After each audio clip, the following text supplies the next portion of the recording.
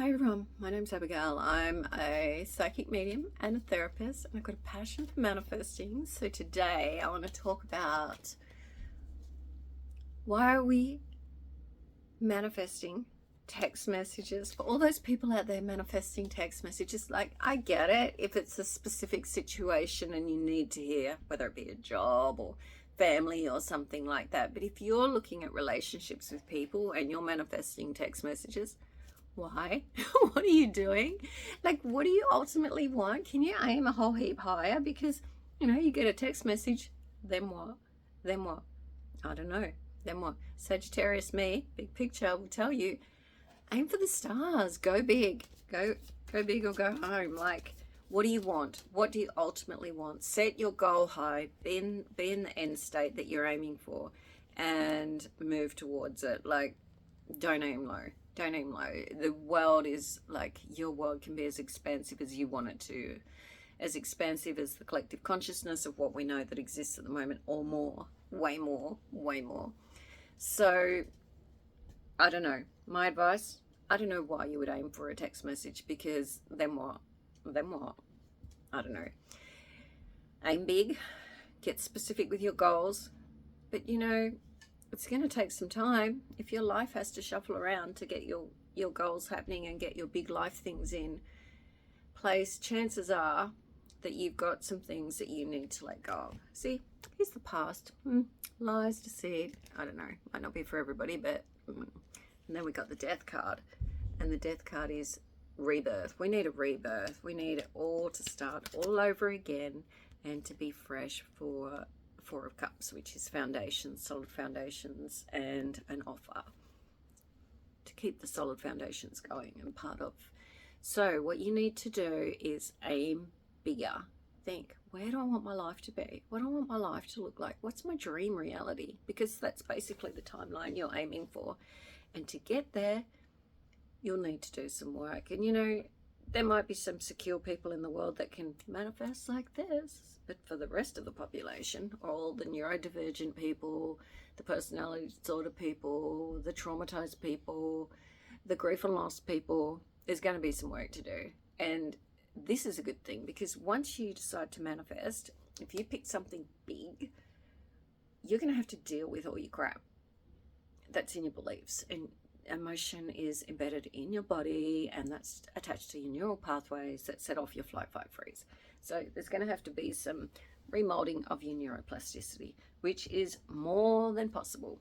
But what it means is doing the work. So what does doing the work mean? Because I say this all the time. It basically means taking the time to understand why you're in your present reality. Why? What have you believed to be true that brought you to this place where you've manifested to be at the moment, and what do you want to be different? You need to understand why you chose the people in your life, why you respond to your family, and if that's the relationship you're looking at, that you do, and how it can be different. And females, how you can be a magnet. That's what you're supposed to be. The true feminine energy is, and if you aim big, this is probably where you'll end up going, is magnetic. And I literally mean magnetic, like an egg that the sperm swim towards, because I've seen both, and I can tell you, magnetic is, you don't chase anything. It comes to you, and it becomes to you. It comes to you because you deeply, completely attract it on every level. And for the men, it's inspired action towards where you're being pulled. And you'll be pulled when you line up with yourself. And how do you know you're aligned? I can tell you a simple way to know that you're aligned with yourself. And this is quite interesting. When you're born, I don't hear people talk about this, but anyway, when you're born, so the moment of conception, your spirit attaches to your little conceived egg. It attaches, and it attaches to your parents, and it stays there for life. Whether you come through and live in this life or the spirit realm, you attach to those parents for life.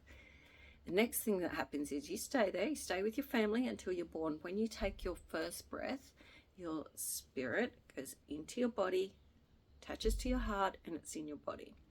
When we have trauma through life, mostly under 7, because that's when we have different brain waves, you start to disconnect and you start to go outside your body with your spirit and you start to think too much, and you're up here in thinking land because you've buried all this emotion in your body. That's where negative emotion is buried. It's in your body. That's where your flight, fight, freeze responses are. They're buried in your body. So what you need to do is get back in alignment. So what that means is that you take all the buried emotion that's in your body, you process it, and you get your spirit back in your body. And how do you know when you've done that? I can tell you. Here's one really clear sign. When you walk down, no, there's a few actually. When you walk down the street or walk in a shopping center or walk or go anywhere, people look at you because your spirit is shining out your eyes.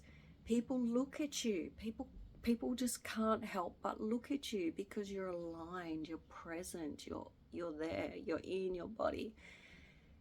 So that's one way to know. If you can go out in public and walk around, no one notices you're alive, then you're not very aligned, or you just have, interactions that aren't of a super positive nature.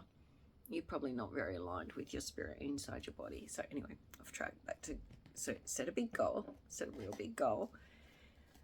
And this is another thing I want to say. I don't know that it's a great idea to manifest having someone obsessed with you.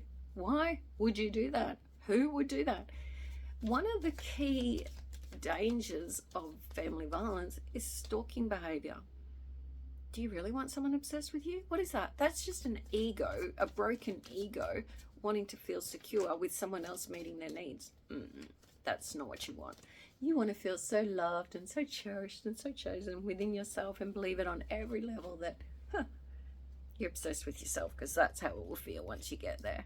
You're obsessed with you. Look at that, through gentleness and ease, and it just all comes together perfectly and beautiful. Don't want that one. And then we get this because, okay, so this was the second card that came out. Yep, you can slip in and out, because what we're supposed to be doing is learning to balance our energy. We're not very good at it. So it comes in, and our spirit, we push out some of the old values, beliefs, emotional energy that's stored in our bodies. And then we're all present, we're all aligned, we've got a manifestation coming, and then we slip out again. We slip out of being in alignment with ourselves, and it does cause headaches because you get pushed out because there's another little bit that needs to go. So this is why you have to get determined and never give up. And then look at that, everything's perfect and wonderful if you continue to do the way. And look, it's not easy. It's not easy if you've got a big goal. It's not, but it's a perfect time because the planet is vibrating higher. And everything that was buried is coming to the surface, including everything within you. So find a way to process all your old beliefs and values so that you can line up with the biggest goals that you've set for yourself, and be clear what they are. And if you need help, please get in contact with myself or another coach. I have this weird psychic gift. I used to think it was weird, but now I know why. Whereas I can look at anybody's life and see where your issues came from, what you need to do to resolve them, and what would be best for you. And I don't know, like say for example, this situation happened, what you've got happening at the moment, it originates from when you were 3. This was happening, your mum did this, your dad did this, you felt this, and now that's been stored in your body and you need to release it, and this is the best pathway out. I don't know, it's like some weird superflex that it just works now. Now I know why I get that info, but anyway, I didn't for years and it was a bit strange. So please set your goals high. Don't set low goals. Don't set things like text messages and stalking behavior. Like, no, don't do that. It's not safe for you. And happy manifesting. And if you need some coaching sessions, please get in contact. Okay, thank you. Bye.